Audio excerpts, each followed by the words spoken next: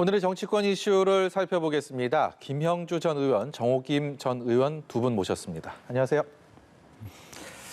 먼저 이낙연 의원, 코로나19 음성 판정을 받았다는 소식 어제 전해드렸는데 2주간 자가격리에 들어갔습니다. 이낙연 의원이 민주당 이번 전당대회에 출마한 가운데 가장 유력한 또 후보로 꼽혔기 때문에 민주당 전당대회가 차질이 불가피해진 상황입니다. 일단은 2주간 자가격리를 하게 되면 31일이니까요. 29일 날 이틀 전에 전당대회가 열리는데 예정대로 열리게 된다면 지금 상황에서는 뭐 토론회나 이런 것 자체도 어려운 상황 아닙니까? 네, 이미 이제 20일 날 예정됐던 토론회가 취소되고 또 실제로 전당대회도 말하자면 굉장히 뭐 100명 이내의 소수 인원만 당에 모여서 하겠다라고 하는데 기본적으로 뭐 이 코로나가 확장돼 가면서도 전당대회 분위기도 띄지 않았고 네. 또 실제 세 분들이 좀 국민들이 관심을 가질 만한 어떤 쟁점을 만들어내지 못한 부분도 솔직히 있습니다. 네. 그러다 보니까 지금 이제 여러 가지 이낙연 후보를 추적해 왔던 뭐 두 분 같은 경우는 더 뭔가 그 전환의 계기를 만들어내지 못했다. 네. 그런 의미에서 분명한 아쉬움을 토로하고 있고 또 김부겸 전 의원조차도 이제 전당대 연기해야 된다 이런 말씀하고 있는데 아직까지 당의 입장은 변경은 별로 없는 것 같습니다. 사실은 이낙연 그 의원이 일단은 뭐 음성 판정이 나왔습니다만은 이게 5일이나 6일 이후에도 그게 양성이 될 수도 있는 상황이거든요. 잠복이 될 수도 있기 때문에 예. 아직까지 2주간 격리 기간 동안에 어떤 상황이 변화가 또 있을 수 있다. 그렇게 생각이 됐기 때문에 저 사안 자체를 뭐 이낙연 의원을 일부러 이렇게 해주기 위해서 하는 사항도 아니고 네. 이제 그런 의미에서 뭐 당이 좀 더 뭐 객관적인 입장에서 어떤 정리를 할 거라고 보여지고 어쨌든 네. 민주당으로서는 굉장히 이 전당대 자체가 가질 수 있는 컨벤션 효과를 전혀 누리지 못한다는 측면에서 굉장히 좀 말하자면 반전의 계기를 삼아야 될 텐데 이제 아쉬움이 크다고 보여줄 수 예, 있겠습니다. 저도 현장에서 여당, 야당 뭐 전당대회 여러 차례 취재를 해봤는데 그야말로 당에서 할 수 있는 가장 큰 축제 중에 하나 아닙니까? 큰 체육관에 당원들이 모여갖고 그 열기들이 그래서 이제 컨벤션 효과라는 게 그 직후에 지지율이 급상승하는 그런 효과들이 항상 있었는데 이번에는 뭐 컨벤션 효과는 고사하고 흥행 자체가 이전에도 분위기가 워낙 안 나고 있는 상황이었는데 민주당 상당히 곤혹스러울 것 같습니다. 그러게 말입니다. 그런데 사실은 코로나가 아니더라도 그전부터 컨벤션 효과를 그렇게 기대할 수 있는 그런 그 내부적 상황은 아니었던 것 같고요. 네. 그러다 보니까 이번에 민주당 전당대회 산무가 없다, 비전도 없고 논쟁도 없고 관심도 없다 그러는데 제가 볼 때는 산무가 아니고 전무인 것 같다라는 생각이 들 정도예요. 예. 그리고 만약에 앞으로 그 컨벤션 효과를 기대할 수 있다면 당 내에서 내부적으로 일정을 조정하려고 했겠죠. 근데 지금 전혀 뭐 컨벤션 효과를 기대할 수 없는 내부 외부적인 상황이다 보니까 조금 미루는 거는 좀 어려울까요? 글쎄 그거는 뭐 민주당이 결정할 문제인데 조금 미룬다 한들 컨벤션 효과가 없던 컨벤션 효과가 되살아날 것 같지는 않다는 생각이 들고요. 참고로 지금 미국에서 그 대통령 후보를 선출하는 전당대회를 하거든요. 민주당이 지금 그 하는데 오늘이 이틀째인데 그 컨벤션을 열 수가 없어요. 코로나 때문에. 예. 그러다 보니까는 미국 역사상 처음으로 언컨벤셔널한 컨벤션을 지금 열고 있어요. 그런데 전부 가상 회의를 합니다. 그러니까는 관객이 것처럼 당원들이 모여 있는 게 아니라 TV를 통해서 화상으로 하죠? 이렇게 예. 이제 연설을 하고 그러거든요. 그런데 그래도 민주당 전당대회는 어찌됐든 결정은 됐지만 대선 후보 그리고 부통령 후보가 나와서 연설을 하는 거지만 이 민주당의 당대표를 뽑는 전당대회는 뭐 또 그 정도도 아니다 보니까 그리고 또 이 세 사람 간의 어떤 그런 어떤 차별성 이런 것들을 그 국민들이 그 발견할 수 있는 그런 여지도 별로 없었기 때문에 이런 상황인 것 같아요. 그리고 또 컨벤션 효과가 없다 그래가지고 그렇게 당내에서 크게 당혹해야 하는 것 같지도 안 보여요. 네. 어제 정치권에서 김종인 통합당 비대위원장 광주를 찾아서 5.18 묘역에서 무릎 꿇고 사과하는 그 모습들 참 많이들 얘기를 했고 오늘 뭐 주요 신문 사진으로도 또 다 소개가 됐는데 여기에 대해서 뭐 민주당도 그렇고요. 뭐 특히 뭐 김부겸 전 의원도 그렇고 정의당 심상정 대표도 그렇고 다 긍정적인 얘기들을 일단은 내놨습니다. 통합당의 변화 이게 어떻게 근본적으로 바뀔 것이냐에 대한 거는 좀 차치하더라도 지금의 모습 자체를 보는 시선들은 좀 이전과는 좀 달라 보이는데요. 어떻게 보셨습니까? 네. 우선은 뭐 우리가 예상치 못했던 장면이었죠. 그러니까 예방한다, 방문한다, 또 호남에 공을 들인다 정도였는데 저렇게 무릎을 꿇고 저렇게 사죄를 하고 눈물을 글썽이고 이렇게 하는 부분에 대해서 굉장히 그건 충격적이라고 할 정도로 예. 이렇게 새롭게 느껴지는 모습이었고 실제로 보면 김종인 그 비대위원장의 할아버지가 이제 김병로 선생이 순창 네. 전라북도 출신이란 말입니다. 그런 의미에서 사실은 뿌리로 치면 호남이 거리가 먼 곳도 아니었고 이제 그런 부분인데 자기 스스로가 이제 국보위원으로 했다라고 하는 것 때문에 마음의 빚이 있었을 것이고 또 그런데 한편으로는 저분이 독일에서 공부를 했기 때문에 말하자면 독일의 빌리 브란트 수상이 1970년도에 폴란드 바르샤바 가서 예. 했던 홀로코스트 위령탑에 했던 무릎 꿇었던 그 장면 그런 장면을 모를 리가 없단 말이죠. 예. 이제 그런 면에서 그때 당시도 여론조사상에서 빌리 브란트가 무릎 꿇는 것에 대한 독일 시민의 여론조사도 반반이었습니다. 예. 잘했다는 반, 너무 심했다는 반도 있었습니다. 이제 그런 정도의 부분이 있고 지금도 뭐 민주당에서 그냥 쇼지 진정성이 있냐 이렇게 얘기하는 분도 일부 계시지만 네. 그렇지만 뭐 광주에 말하자면 시장님이나 또 양양자 의원이나 지역 국회의원이나 또 대부분의 많은 민주당의 의원들이 뭐 진정성 있게 평가하고 있는 것 같고 또 8.15 때 여러 가지 어떤 뭐 친일 문제, 반민족 문제 이런 것 갖고 복잡한 부분이 있는데 내부적으로 보더라도 어쨌든 진정한 통합이라고 하는 것은 자기 스스로의 반성으로부터 나온다는 측면에서 네. 하나의 어떤 의미 있는 우리 역사상의 진일보다 저는 그렇게 평가하고 싶습니다. 어제 묘역을 찾은 이후에 하루 만에 김종인 위원장이 또 그 소회에 대해서 얘기를 했는데 그 목소리를 듣고요. 그리고 정호김 의원께 질문을 드리도록 하겠습니다. 미래통합당이 혁신하고 변화하는 첫걸음은 치열한 반성에서 시작되어야 한다는 생각을 더욱 갖게 되었습니다. 부족하고 모자라지만 과거를 인정하고 반성하는 모습을 보일 때 얽히고 설킨 실타래들을 서서히 풀어나갈 수 있을 것이라고 생각합니다. 네, 김종인 위원장 얘기 듣고 왔는데요. 반성을 얘기를 했습니다. 지금 통합당이 정책도 그렇고요, 인물도 그렇고 호남 쪽에다가 많은 그런 비중을 두고 있는 모습 최근에 굉장히 두드러지는데 이게 근본적으로 그렇게 될 것이냐는 또 어떻게 생각을 하고 계시는지 정 의원께 좀 여쭤보겠습니다. 사실 객관적인 기준으로 보면요. 우리나라가 그렇게 땅덩어리가 큰 나라가 아니에요. 네. 그리고 우리 대한민국의 규모만 보면은 뭐 미국의 유타주인가? 반 정도 사이즈라 그러는데 여기서 이게 지금 뭐 남북으로도 이미 갈려 있지만 또 뭐 호남, 영남 이게 사실은 부끄럽고 아픈 역사인데 네. 그렇기 때문에 어떤 정치인이든 간에 통합을 말하는 사람들이 많이 나와야 된다고 저는 보고 네. 그런 차원에서 김종인 위원장의 저런 그 모습이 하나의 분기점이 됐으면 좋겠다라는 희망을 저도 가져요. 사실은 이 5.18 특별법을 포함해가지고 그 5.18로 희생된 분들에 대해서 기억하면서 뭔가 이러한 문제를 교정하려는 노력은 그 노력의 단초는 사실은 지금 미래통합당의 뿌리라고 할 수 있는 네. 신한국당에서부터 김영삼 정부 때 나온 거 아니겠습니까?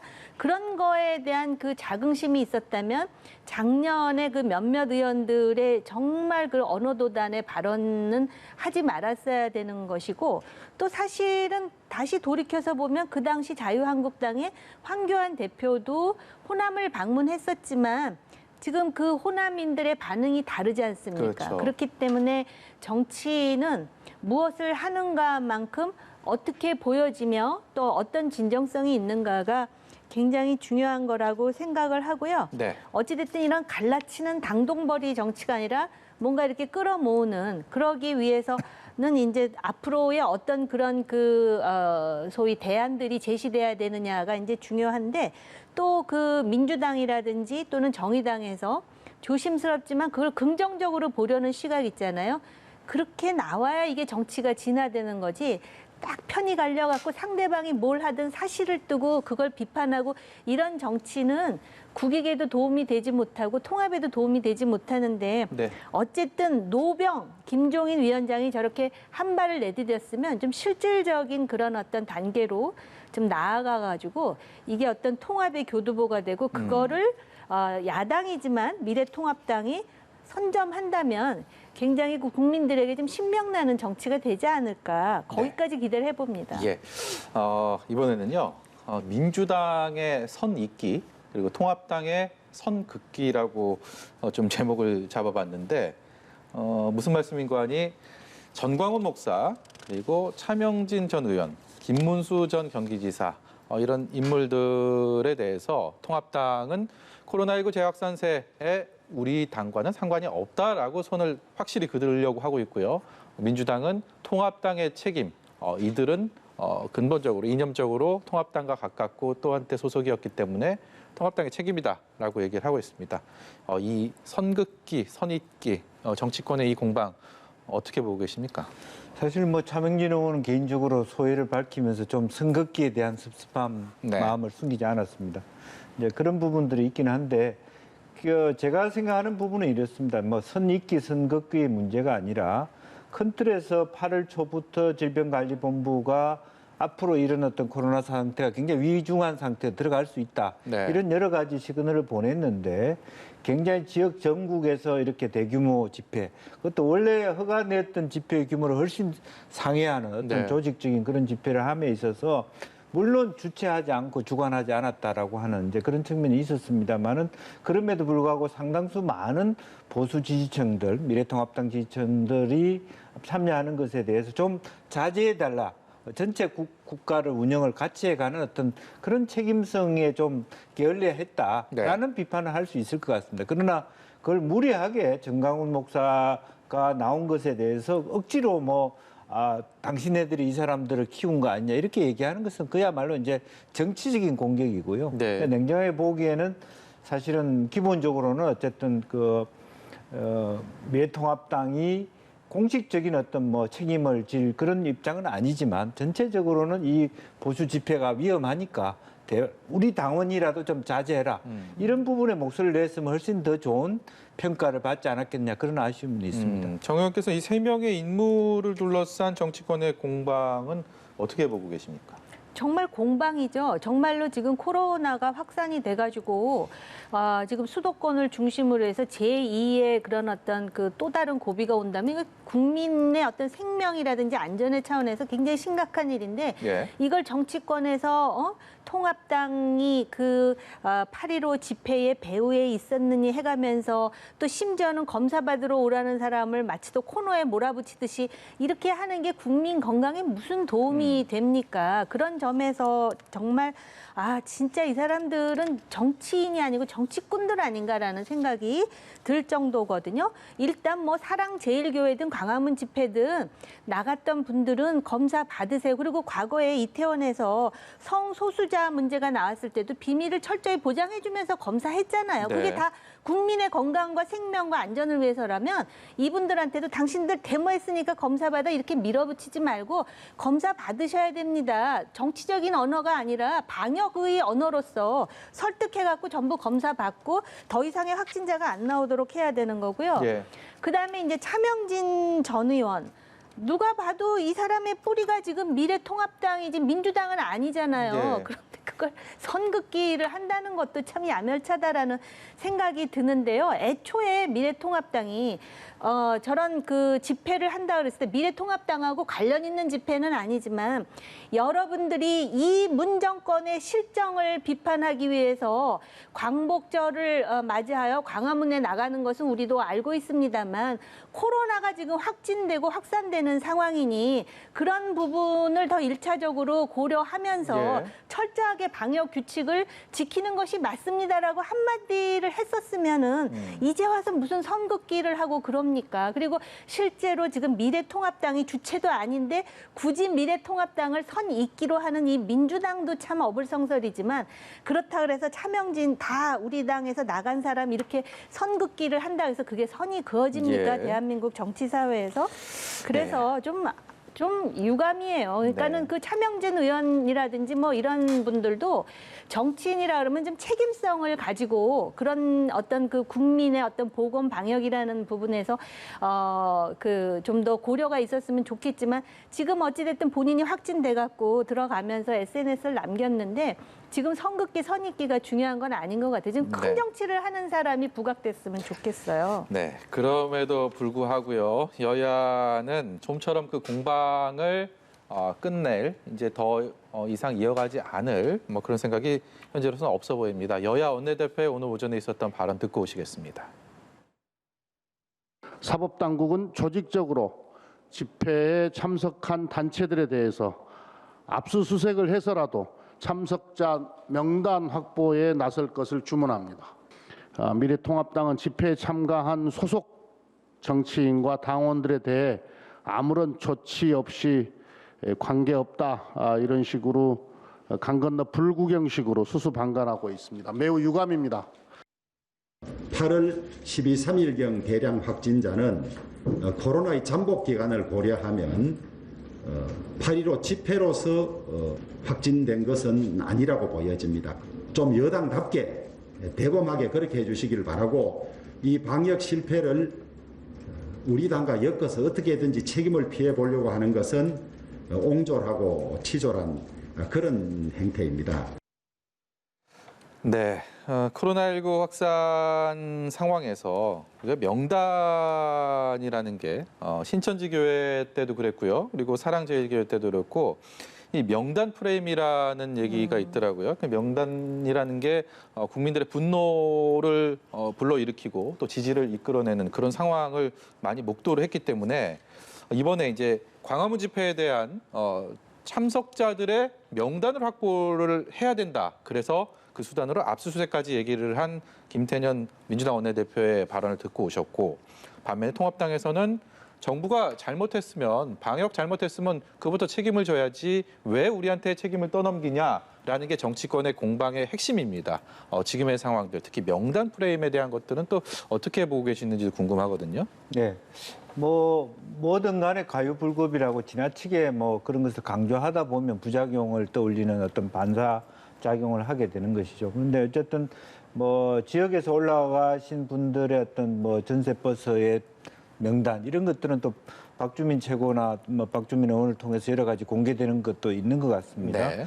또 미래통합당이 실제로 뭐 당 지역 당협 중심으로 뭔가 뭐 이렇게 동원했다는 그런 뭐 정확한 정보는 없어요. 예. 이제 그럼에도 불구하고 그런 공격을 하고 있는 것이라고 보여지고요. 이제 그런 측면인데 더 중요한 것은 지금 현재 한참 확장되고 있고 확진되고 있는 이 상태에서 이 말하자면 누구 책임이다라고 하는 책임 공방을 하는 것 자체가 사실은 여야 모두가 사실은 국민 입장에서는 볼썽사나운 장면이다. 그렇게 보여지고 지금은 여야가 힘을 합쳐서 같이 극복해도 모자랄 판인데 최소한 그나마도 이 정부가 질병관리본부를 통해서 잘했든 못했든 국민을 속이지 않고 다박다박 성실하게 진실되게 어떤 사항을 얘기해 왔다라면 그것에 대해서 오히려 정치권이 그런 기조에 맞게 오히려 힘을 합해서 빨리 이것을 말하자면 3단계로 가지 않도록 하는 자중하는 그런 모습들이 빨리 돼야 될 것 같고 네. 또 아직도 지금 홍수 피해에 대한 것도 마치 많이 물난리가 나서 피해를 국민 전체가 겪고 있는데 이제 그런 면에서 빨리 여야가 지금 예산 문제라든지 그런 것을 하나 정비해야 되는데 한가롭게 니탓 내탓을 한다는 게 참 말이 안 된다고 봅니다. 이 니탄 네탓 공방 뭐 저희가 하루 이틀 보는 건 아닌데 이번 상황들은 어떤 상황 어느 정도 시점에 어떤 결과로 좀 귀결이 될지도 궁금하거든요. 워낙 코로나 재확산세에 대해서 국민들의 걱정이 워낙 크고 지금 굉장히 피로한 상황이기 때문에 더더욱 정치권이 좀 각성을 해야 되지 않을까 하는 생각이 드는데요. 이게 지금 대구 신천지라든지 또 지난번에 그 이태원에서 이렇게 그 촉발된 것보다도 이게 더 심각한 게 지금 수도권을 중심으로 해서 계속 확산이 되고 네. 있고 이번 주말 그리고 다음 주에 어떤 상황이 될지에 대해서 방역 당국이 긴장하는 상황이거든요. 예. 그렇기 때문에 굳이 니탓 내탓을 하자면 반추를 좀 해보면은 이미 7월 20일 그 주에 총리가 얘기하잖아요. 교회 소모임 하셔도 돼요. 또 뭐 쿠폰 있으니까 음식점 몇 번 가면은 뭐 쿠폰 하나로 뭐 먹고 뭐 이런 얘기하면서 계속 그 물론 자영업을 활성화하겠다라는 생각 때문에 그랬을 거예요. 그때도 이미 방역 당국은 이거 위험하다. 모니터링 해보니까 자꾸 늘어난다라는 경고가 있었거든요. 예. 그래갖고선 제가 여기 방송 올 때가 8월 15일 전이었는데 그때 교수님 한 분이 방역 전문가인데 이거 큰일 났다고 그때부터 이미 말씀하셨어요. 8월 15일 전이었단 말이죠. 그런데 이걸 촉발시킨 게 8월 15일 광화문 집회인 것도 맞아요. 지금 보면 사랑제일교회에서 많이 나오잖아요. 예. 그러니까 이거를 네 탓이니 내 탓이니 네가 시작했느니 그거 지금 할 때가 아니에요. 지금 아까 의원님 말씀하셨듯이. 그리고 이 전문가들이 말하는 게 이 마녀 사냥하는 거 있잖아요. 명단 프레임이라는 거.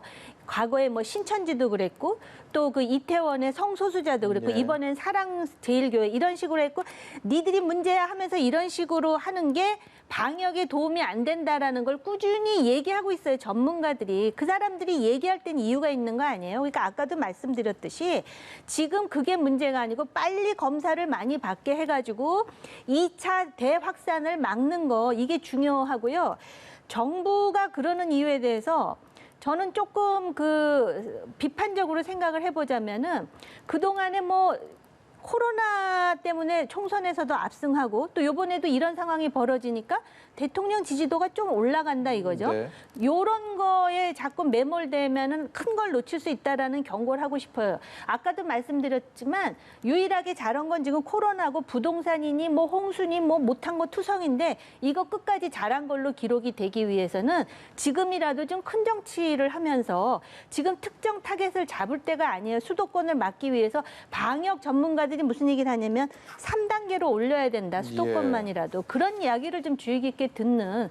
그리고 야당도 왜 우리를 이렇게 걸고 넘어가 이런 식의 그런 주장보다도 지금 이 상황에서 야당으로서 대한정당으로서 이거의 대확산을 막기 위한 대안은 이거다. 이렇게 얘기를 하고 어쨌든 안 갔잖아요. 미래통합당이 뭐 당 차원에서 어쨌든 광화문 집회에 간 건 아니지만 그렇다 그래서 공당으로서의 어떤 책임이라든지 공당으로서의 문제의식은 가져야 되는 거 아니겠습니까? 예. 마지막으로요. 내일 또 의미 있는 정치 이슈가 있어갖고요. 양재채 중국 공산당 외교 담당 정치국 위원, 그러니까 외교부장도 오래 지냈고요. 중국 외교의 사실상 지휘자로서 역할을 오래 해왔는데 내일 부산을 찾습니다. 1박 2일 일정인데 서훈 국가안보실장을 만나는데 결국은 시진핑 중국 국가주석의 올해 안에 방한하는 문제를 논의하는 게 가장 큰 이슈로 알려져 있습니다. 한중 정상회담, 특히 미중 갈등이 워낙 격화돼 있고 첨예한 상황이기 때문에 우리의 외교적인 스탠스 과연 어떻게 가져가야 되는지 참 상당히 고민이 되는 부분인데 김영주 의원께서 양해를 해주시면 이 질문은 정 의원께 답변을 좀 들어보고 네, 싶은데요. 네, 네. 예, 어떻습니까? 지금 미국하고 중국이요 엄청난 갈등 상황이에요. 특히 미국 대선으로 더 갈등 상황이기 때문에 미국은 일본 그리고 호주, 뉴질랜드, 동남아시아 국가를 아우르는 나름대로의 자신들의 전선을 만들려고 하니까 예. 지금 중국으로서는 급한 거예요. 그래서 지금 우리나라에 오기 전에 지금 싱가포르를 지금 방문한다는 거 아니에요? 예. 그러니까 우군을 지금 만들려고 하는 상황이에요. 이런 상황에서 중심을 잘 잡아야 돼요. 그러니까는 여기서 미국과는 지금 미국이 그러다 보니까는 뭐 우리나라의 어떤 그 미사일과 관련된 제한을 풀어준다라든지 우리가 어떻게 보면은 북한의 위협에 대비해서 나름대로 군사력을 강화할 수 있는 계기예요. 예. 그리고 한미 동맹을 좀 더 확고히 할 수 있는 계기이거든요. 근데 중국과도 이해관계가 있죠. 대중국 교역이라든지 또 지금 주한 미군의 사드 설치에 대해서 계속해서 지금 중국이 딴지를 걸고 있지 않습니까? 그러면 한국이 해야 될 외교는 뭐냐면 여기서 뭐 정상회담 같은 걸로 퉁쳐가지고 뭐 하는 이런 수준이 아니라 중국으로부터 받을 거 받고 미국으로부터 받을 거 받으면서 안보를 확실하게 챙기는 그런 어떤 굉장히 그 숙련된 외교의 기교가 필요한데 지금 그 코로나 같은 거 가지고선 뭐 야당이 뭐 광화문 집회를 배후에 조정했느니 이런 정도의 그 급낮은 수준의 그런 정치 가지고는 중국이나 미국 예. 대하기 어렵습니다. 예. 오늘 말씀 여기까지 듣도록 하겠습니다. 지금까지 김형주 전 의원, 정호김 전 의원이었습니다. 고맙습니다.